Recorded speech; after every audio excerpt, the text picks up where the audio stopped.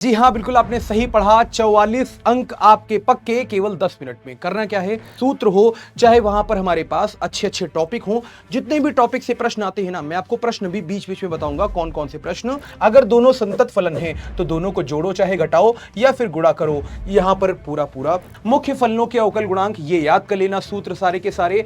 चाहो तो यहां पर स्क्रीनशॉट ले लो। अब अगर देखें तो कुछ गुणधर्म ये जरूर याद रखिएगा, सीधे यहां से प्रश्न बनते हैं। हेलो बच्चों, क्या हाल चाल। जी हाँ, बिल्कुल आपने सही पढ़ा। 44 अंक आपके पक्के केवल 10 मिनट में। करना क्या है, इस वीडियो को शुरू से लेकर आखिरी तक जरूर देखना, और जो मैं आपसे यहां पर कह रहा हूं बच्चा लोग, वो जरूर बात मानना। बस इतना ही आपसे गुजारिश करता हूं। मैं हूं आपका अपना बहुत प्यारा अनुभव भैया। बच्चे प्यार से मुझे गाइडर भैया भी बुलाते हैं, उसके लिए तहे दिल से धन्यवाद। याद तो होगा ही, जो हर क्लास के स्टार्टिंग में कहते हैं अपन कि जो भरा नहीं है भावों से, बहती जिसमें रसधार नहीं, वो रक्त नहीं वो पानी है जिसमें गणित का प्यार नहीं, और कर्म करो तो फल मिलता है, आज नहीं तो कल मिलता है, और कुआं जितना गहरा हो मीठा उतना फल मिलता है। यस, आइए जल्दी से। तो अब यहां पर भैया 44 अंक पक्के केवल 10 मिनट में। करना क्या है दोस्त, अंत तक जरूर देखना, वेरी इंपॉर्टेंट है।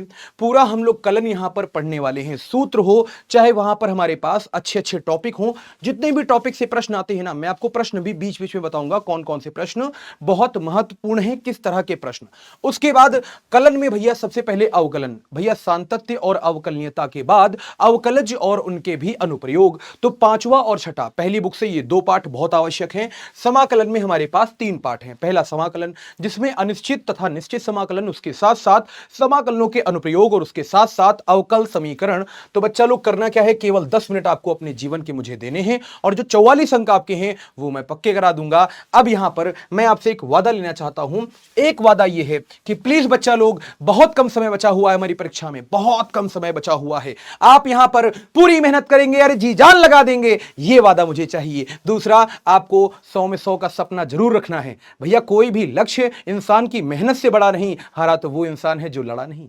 लोग हंसेंगे आप पर, कह रहे 100 में 100 लाएगा, लेकिन आप लिख कर जरूर जाना, कमेंट में बताकर जाना अपने भैया को कि जी भैया हम जरूर लाएंगे 100 में 100, क्योंकि अब समय है या तो कर जाओ या फिर घर जाओ। बात समझ में आ गई बच्चा। यहां पर क्या यह आप कर सकते हैं? जी हां, यह भी कमेंट में बता के जाना, सबको दुनिया को दिखा के जाना कि देखो मैं ये बोल के जा रहा हूं आज कि मैं कर लूंगा, और जब वापस आना परिणाम के बाद तो बताना देखो मैं लिख के गया था और मैंने कर दिया। तो आइए बच्चा लोग, यहां पर सबसे पहले सातत्य और अवकलनीयता के ऊपर बढ़ते हैं। यहां पर सबसे पहला कॉन्सेप्ट है कि यहां पर कोई भी अगर बिंदु है तो उस बिंदु पर हमसे पूछा जाता है कि यह संतत है या नहीं। सिद्ध करने के लिए पूछा जाएगा, कोई हमें भैया अज्ञात दे देगा, उसका मान हमसे पूछा जाएगा। यहां से 2 अंक का, या फिर अच्छा प्रश्न है तो 5 अंक का प्रश्न अवश्य आएगा। करना क्या होता है भैया, बाएं पक्ष की सीमा का मान निकालो, दाएं पक्ष की सीमा का मान, और वास्तविक फलन का मान, जो भी फलन हमें दिया है, यह खासकर परिभाषित फलन में हमसे पूछा जाएगा, तैयार जरूर रहना। फिर उसके बाद हमसे अवकलनीयता के ऊपर प्रश्न पूछा जाता है कि किसी भी बिंदु पर यहां पर जो फलन है वो अवकलनीय है कि नहीं। तो भैया ये हमारे पास बाएं पक्ष का अवकलज, ये दाएं पक्ष का अवकलज, दोनों बराबर होते हैं, उस बिंदु पर भैया ये फलन हमारे पास अवकलनीय हो जाता है। आइए थोड़ा सा आगे चलते हैं। अब अगर हम देखें तो अगर एक हमारे पास fx है फलन, एक gx है, अगर दोनों संतत फलन है तो दोनों को जोड़ो चाहे घटाओ या फिर गुणा करो। यहां पर पूरा पूरा संतत होगा फलन। बात समझ में आ गई। अब थोड़ा सा आगे चलते हैं। किसी बिंदु पर असंततता के कारण, तो असंततता का भंजन कब होगा, जब x बराबर a पर भैया जो यहां पर सीमा का मान है वो वास्तविक फलन के मान के बराबर ना हो। अगर पहली प्रकार की असंततता देखें तो यहां पर बाएं पक्ष की सीमा दाएं पक्ष की सीमा के बराबर नहीं होती, और द्वितीय प्रकार की असंततता यहां पर LHL और RHL का अस्तित्व नहीं होता। क्या बच्चा लोग बात समझ में आ गई? अब उसके बाद हम चलते हैं तो यहां पर भैया सबसे इंपॉर्टेंट श्रृंखला नियम क्या कहता है। श्रृंखला नियम कि मान लो हमसे प्रथम फलन का अवकलन पूछा है, तो प्रथम फलन का अवकलन द्वितीय के सापेक्ष में, द्वितीय का तृतीय के सापेक्ष में, वगैरह वगैरह, ऐसे ही अंतिम फलन का x के सापेक्ष में। अब यहां पर अवकलन गुणांकों में भैया विलोम संबंध dy by dx, dx by dy 1 के बराबर, dy by dx क्या होता है, dy by dt into dt by dx। याद है प्राचलिक फलनों का समीकरण, वो भी हम लोग यहां पर देखेंगे। उसके बाद मुख्य फलनों के अवकल गुणांक, ये याद कर लेना, सूत्र सारे के सारे। चाहो तो यहां पर स्क्रीनशॉट ले लो, मैं यहां पर दूर हट जाता हूं, जल्दी से स्क्रीनशॉट ले लीजिए। क्या सारे बच्चों ने स्क्रीनशॉट ले लिए हैं? Very good. अब मैं थोड़ा सा आगे चलता हूं। इसके बाद अगर हम देखें तो यह भी बहुत आवश्यक है, इसका भी स्क्रीनशॉट ले लो आप लोग। क्या कहता है कि यहां पर अगर किसी भैया अचर का गुणा हो रखा है तो अचर बाहर आ जाएगा, फिर अवकलन कर दो। अगर बहुत सारे प्लस माइनस करके दिए हैं सबका अलग अलग, भैया अवकलन कर दो। Sine inverse, tan inverse, sec inverse, cos inverse, cot inverse, cosec inverse याद जरूर रखना। उसके बाद अगर हम देखें तो यहां पर दो फलनों के गुणन का अवकलन, भैया एक को शांत रखो दूसरे का अवकलन, प्लस में जिसको अवकलन किया था उसको शांत रखो पहले वाले का अवकलन। अगर दो फलनों के यहां भाग का अवकलन गुणांक दिया है तो हर का वर्ग, फिर क्या हो जाएगा ऊपर हर, अंश का अवकलन, माइनस में भैया अंश, फिर हर का अवकलन। आइए आगे चलते हैं। अब अगर देखें तो कुछ गुणधर्म ये जरूर याद रखिएगा, सीधे यहां से प्रश्न बनते हैं, बच्चे याद नहीं रखते, गलत बात है, ऐसे याद रखिएगा इसको। आइए अब आगे देखते हैं महत्वपूर्ण सूत्र। भैया साइन 2 थीटा के दो सूत्र हैं, याद कर लो। कॉस 2 थीटा के दो सूत्र हैं, मतलब 4 सूत्र हैं, याद कर लो। मैं साइड हट जाता हूं। यहां पर tan 2 थीटा के sine 3 theta, cos 3 theta, tan 3 theta, उसके अलावा 1 plus cos x, 1 minus cos x, 1 minus cos x upon 1 plus cos x, और उसके अलावा 1 plus x upon 1 minus x. लो भैया स्क्रीनशॉट ले लो।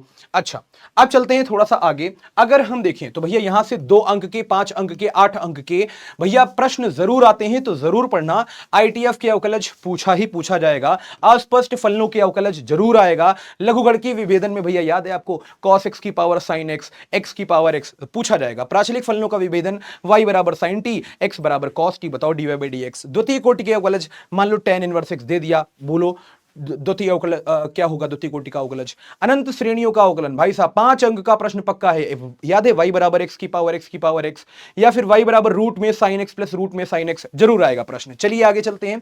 अब यहां पर हम लोग चलते हैं बच्चा लोग, अवकलज के अनुप्रयोग में 3 कॉन्सेप्ट हमें पढ़ने होते हैं। कौन कौन से पढ़ने होते हैं?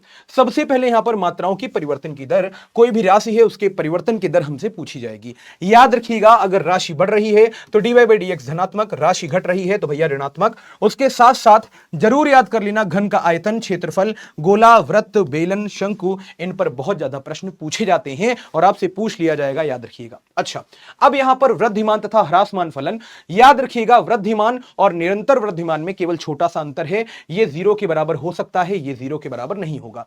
करना क्या होता है? फलन दिया होगा, फलन का अवकलन करके उसे 0 से बड़ा या बराबर रखना होगा। अच्छा, यहां पर अंतराल के प्रश्न और सिद्ध करने वाले प्रश्न आते ही आते हैं। ह्रासमान फलन के लिए सीधा उल्टा हो जाएगा, मतलब सीधे उल्टे हम करेंगे क्या कि f डैश एक्स को 0 से छोटा या बराबर, या f डैश एक्स को 0 से छोटा।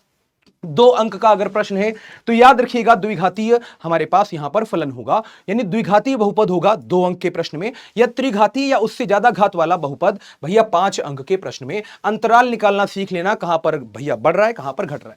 अब अगर हम देखें तो उच्चिष्ठ और निम्निष्ठ के लिए प्रतिबंध क्या है ये याद कर लीजिएगा। हम लोग सबसे पहले क्या करेंगे, dy by dx निकालेंगे, d2y by dx2 अगर निगेटिव तो भैया यहां पर उच्चिष्ठ, अगर d2y upon dx2 पॉजिटिव तो यहां पर ही हमारे पास भैया निम्निष्ठ। आइए आगे चलते हैं।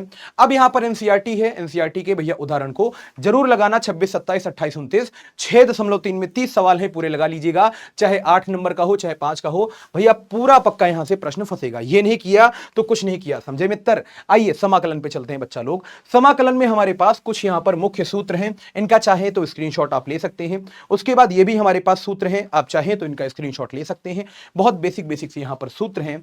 फिर यहां पर ये भी हमारे पास सूत्र आते हैं, फिर ये सूत्र हो गया हमारे पास, फिर ये हो गया, फिर उसके बाद ये हो गया, फिर उसके बाद हमारे पास ये हो गया। याद रखिएगा ये हमारे पास प्रतिस्थापन विधि होती है। उसके बाद अगर हम देखें तो खंडसा समाकलन, भाई साहब बड़ी आवश्यक यहां पर हमारे पास विधि है। यहां पर जैसे log x का समाकलन हो गया, e की पावर x, फिर ब्रैकेट में sec x plus tan x, या फिर sec x tan x plus sec x, ऐसे करके बहुत सारे प्रश्न यहां से बनते हैं। हाँ, इसमें एक और विधि है हमारे पास, आंशिक भिन्न की विधि, वहां से भी एक प्रश्न 5 नंबर का पूछा जा सकता है, जरूर पढ़ लीजिएगा आंशिक भिन्न की विधि, ठीक है। अब उसके बाद अगर हम देखें तो 3 मानक समाकलन, ये बहुत डर लगता है बच्चों को, आप चाहें तो यहां पर स्क्रीनशॉट ले सकते हैं, फटाफट से स्क्रीनशॉट ले लें आप लोग।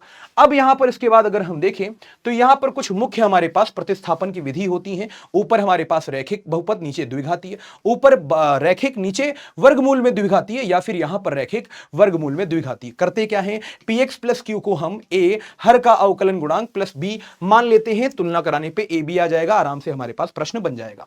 अच्छा, निश्चित समाकलन के यहां पर कुछ गुण होते हैं हमारे पास। ये पहला गुण, दूसरा गुण, तीसरा गुण, सबसे महत्वपूर्ण यहां पर ये वाला गुण होता है पांचवा। यहां से 8 अंक के प्रश्न पूछे जाते हैं, चाहे चौथा आप देख लो, चाहे आप यहां पर पांचवा देख लो। ये सारे के सारे गुण बहुत आवश्यक हैं। आइए आगे चलते हैं, ये भी एक गुण होता है, जरूर याद रखिएगा। अब समाकलनों के अनुप्रयोग में हम देखें तो क्षेत्रफल अगर x के सापेक्ष में निकालना है तो इस तरह से, y अक्ष के सापेक्ष में निकालना है तो इस तरह से। उसके अलावा अगर क्षेत्रफल मतलब जो हमारे पास यहां पर फलन है अगर x अक्ष के नीचे, तो ये मतलब a से लेकर c तक धनात्मक, c से लेकर b तक, a से लेकर c तक अगर हम देखें तो a से लेकर c तक यहां पर ऋणात्मक और c से लेकर b तक यहां पर धनात्मक। अब यहां पर ध्यान से देखना, अगर फलन ऊपर है तो धनात्मक, नीचे है तो ऋणात्मक। अब अगर हम आगे देखें तो क्षेत्रफल इस प्रकार से निकाला जाएगा, और यहां पर वृत्त हो, यहां से वृत्त में प्रश्न पूछे जाएंगे, या फिर उसके अलावा दीर्घवृत्त, परवलय उसकी नाभि, लंब और तथा y बराबर sin x, y बराबर cos x, मापांक फलन, यहां से 5 अंक का प्रश्न जरूर आएगा। अवकल समीकरण देखें तो ऐसा समीकरण जिसमें स्वतंत्र चर, परतंत्र चर और भैया यहां पर उसके साथ dy/dx जरूर बैठा होगा, अवकलज जरूर बैठा होगा। कोटि और घात के ऊपर एक बहुविकल्पी आ सकता है, 1 नंबर का प्रश्न। और उसके बाद अगर हम देखें तो या तो चरों का पृथक्करण, या फिर उसके बाद समघाती अवकल समीकरण, या फिर उसके बाद रैखिक अवकल समीकरण जरूर आता है प्यारे बच्चों। तो यहां आज के लिए हम इतना ही रखते हैं। इन सारे कॉन्सेप्ट को, सारे सूत्रों को जरूर देख लीजिएगा। तब तक के लिए बस यही कहूंगा कि भैया राह के पत्थर को चकनाचूर होना चाहिए, वार चाहे एक हो भरपूर होना चाहिए, और इतना ही नहीं, वो हार अपनी मान ले, वो हमारे सामने मजबूर होना चाहिए। परीक्षा का समय बहुत नजदीक है प्यारे बच्चों, तो आपको आपकी जो भी डिमांड हो, आपकी जो भी मांग हो, प्लीज कमेंट सेक्शन में जरूर बताइएगा। वीडियो कैसी लगी जरूर बताइएगा। मैं आपके सामने वो टॉपिक लेके हाजिर हो जाऊंगा। आपके गाइडर भैया का आपको बहुत सारा प्यार, बहुत सारा नमस्कार। बारंबार मिलते हैं नेक्स्ट वीडियो में, तब तक के लिए टाटा बाय बाय, जय हिंद।